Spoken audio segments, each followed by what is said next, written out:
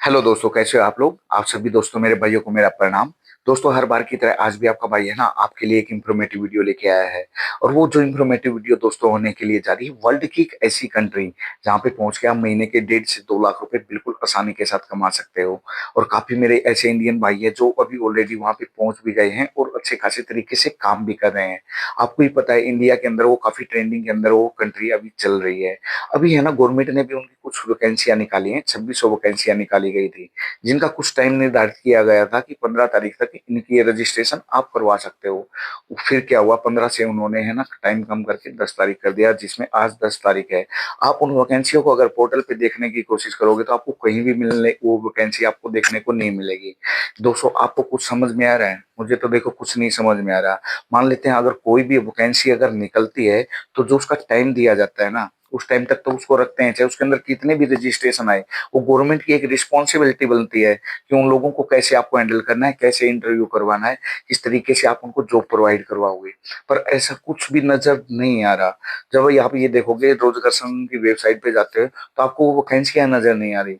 अब जो मेरे भाई है, बहुत से ऐसे भाई हैं जिन्होंने रजिस्ट्रेशन किया हुआ भी है, और बहुत ऐसे मेरे भाई हैं जिनको भी करने की वो सोच रहे थे कि रजिस्ट्रेशन करेंगे।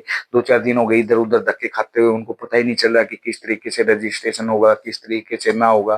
तो सबसे पहली बात तो ये है कि मेरे को ये नहीं समझ में आता, जब उन्होंने एक डेट अनाउंस कर दी है कि इस डेट तक आप रजिस्ट्रेशन करवा लीजिए, तो फिर भी है ना वैकेंसियों को वहां से रिमूव करने का कौन सा मतलब बनता है? हैं? चलो ठीक है, कोई बात नहीं, रिव्यू में भी कर दी। तो काफी ऐसे मेरे भाई हैं ऑलरेडी जो 1.5 2 साल हो गए कंटिन्यू, जो 2763 लड़के हैं। अभी तक उनका क्या हुआ? उनका उनको तो कोई भी जवाब नहीं दे रहा। वो सारी चीजें पहले ऑलरेडी करके बैठे हैं, अपने पैसे भी है ना उन्होंने भर दिए हैं, इंटरव्यू उनके क्लियर है, सारी चीजें परफेक्ट है उनको। ठीक है, तो पहले उनको भेजना चाहिए, या जो अब 2600 वैकेंसी आई है उनके लिए उनको नए लड़के चाहिए। जो पुराने वाले हैं उनका क्या कसूर है, उन्होंने क्या किया है? अगर गवर्नमेंट चाहती तो ये 2600 वैकेंसियों में न्यू रजिस्ट्रेशन ना करवा के, जो पहले लड़के ऑलरेडी बैठे हैं, जो परफेक्ट हैं हर काम में, उन्होंने सारी चीजें कर रखी हैं, ठीक है, तो उनको भी तो ज्वाइनिंग या ऑफर लेटर वो कुछ भी दे सकते थे। पर दोस्तों, कुछ भी समझ में नहीं आ रहा क्या हो रहा है, गवर्नमेंट की क्या रणनीति है। ना इसके ऊपर कोई एनएसडीसी जवाब दे पाती है, ना कोई गवर्नमेंट जवाब दे पाती है, ना अपने मंत्री राजभर जी हैं, कोई भी इसका है ना जवाब बिल्कुल भी नहीं दे पा रहा। अब ये जो 2600 वैकेंसी तो चलो इन्होंने निकाल दी, पर इन वैकेंसियों का होगा क्या? ठीक है, गवर्नमेंट काम करती है कि हम लोग वो लड़कों को ना रोजगार दे रहे हैं, यूपी में रोजगार प्रोवाइड करवा रहे हैं। आप ये देखिए, जो 2700 लड़के हैं उनके रोजगार का क्या? वो कहाँ जाएं जो 1 1.5 साल हो गए कंटिन्यू घर पे बैठे हुए हैं, अपना काम दाम उन्होंने छोड़ दिया है। वो रोजगार नहीं दे रहे, उनको है ना बेरोजगार और बना के छोड़ दिया है। जो कम से कम भी 10 15 हजार रुपए की कहीं पे जॉब कर रहे थे ना, अपना घर बार चला रहे थे, वो उससे भी आप दो बैठे हैं। कभी कोर्टों में चक्कर काट रहे हैं, कभी एनएसडीसी के दफ्तर में चक्कर काट रहे हैं, कभी किसी मंत्री से मिल रहे हैं, अपने टाइम की भी बर्बादी कर रहे हैं, और जो कुछ थोड़े बहुत पैसे कमा रहे थे ना, वो उससे भी हाथ धो बैठे हैं दोस्तों। तो मेरी तो यही सोच है, मेरे तो ये नहीं समझ में आ रहा, ये गवर्नमेंट लड़कों को है ना रोजगार देने का काम कर रही है या उनको बेरोजगार करने का काम कर रही है। अब ये देखिए, चलो 2600 वैकेंसी जो आई हुई है, इनका क्या होगा?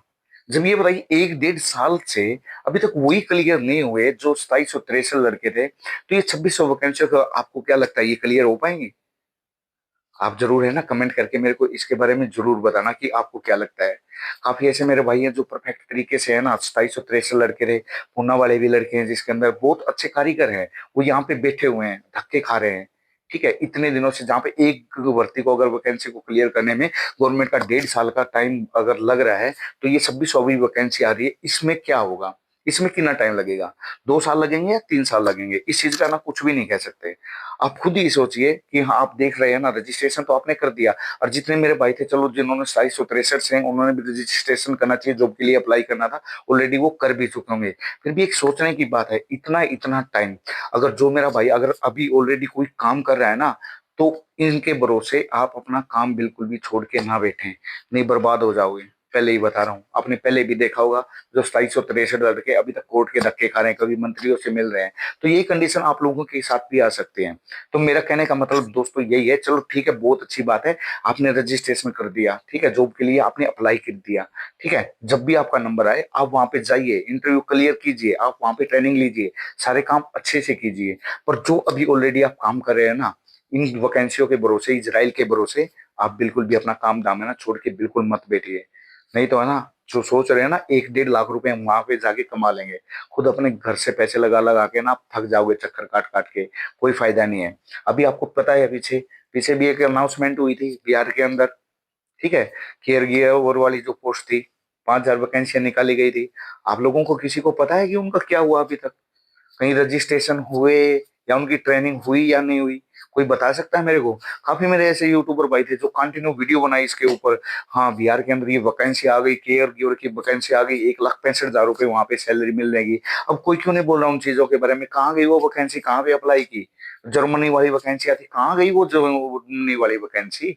कोई मुझे इस चीज के बारे में बताएगा? तो अब जैसे ये वैकेंसी यहाँ पे आई है, अब ये 2600 वैकेंसियां ये भी अब पता नहीं कहाँ चली जाएंगी, इनका भी कुछ नहीं पता। हम्म। आप बस एक उम्मीद के सारे बैठे रहोगे, नहीं हमने तो रजिस्ट्रेशन कर दिया, हमने अप्लाई कर दिया।